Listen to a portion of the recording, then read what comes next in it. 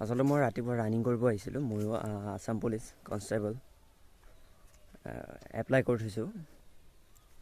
হ'ল 4-5 বছৰমান। আপোনালোকে জানে, আপোনালোকৰো একেই।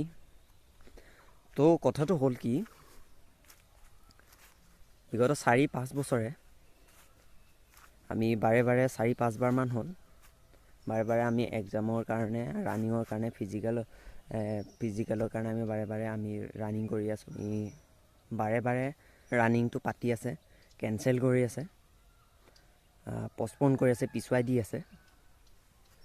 কেতিয়াবা যদি কোনোবা পুলিচে ঘোচ লৈছে, কেতিয়াবা আকৌ ইলেকশ্যন বুলি পিছুৱাই দিছে।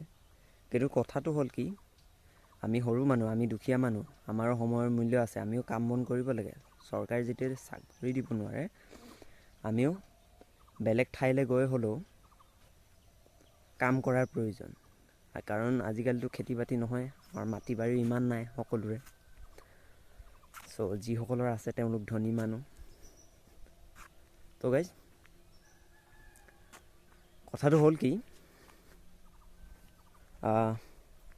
যিহেতু আমাৰো সময়ৰ মূল্য আছে, আমাৰো এটা বয়স আছে।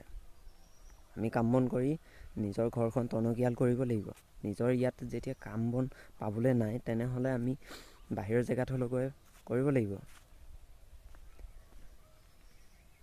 তো চৰকাৰে এনেকুৱা মতালিৰ কাৰণে মই ভাবোঁ, যিহেতু আমি সকলোৱে 4-5 লাখ যি য়ং জেনেৰেশ্যন, আমি সকলোৱে এপ্লাই কৰি থৈছোঁ। আমি ভাবোঁ এবাৰ চৰকাৰক ভোট দিব নালাগে। Let's make a change. নতুনত্ব দৰকাৰ। নতুনত্ব দৰকাৰ হৈছে। অসমত ট্ৰেণ্ড কৰি দিয়া। পৰিৱৰ্তন লাগে আমাক। আকৌ পৰিৱৰ্তন লাগে। কি কোৱা? তো মোৰো ইমানখিনিয়ে। যিহেতু সকলোৱে মই ভাবোঁ ভিডিঅ' বনাওঁ, ছ'চিয়েল মিডিয়াৰ জৰিয়তে চৰকাৰে এই মতালিৰ বিৰুদ্ধে মাত দিয়ক। কাৰণ যথেষ্ট দৰকাৰ হৈ গৈছে এইটো। এনেকৈ নহ'ব।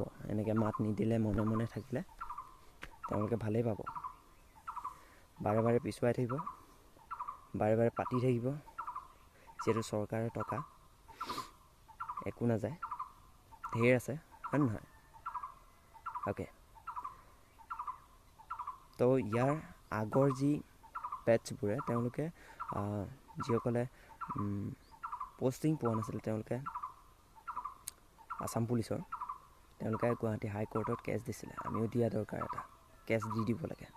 দেখা যাওকচোন কি হয়, নে কি কোৱা? অ'কে, থেংক ইউ ভিডিঅ'টো শেষলৈকে চোৱাৰ বাবে। নিজৰ মতামত জনাব।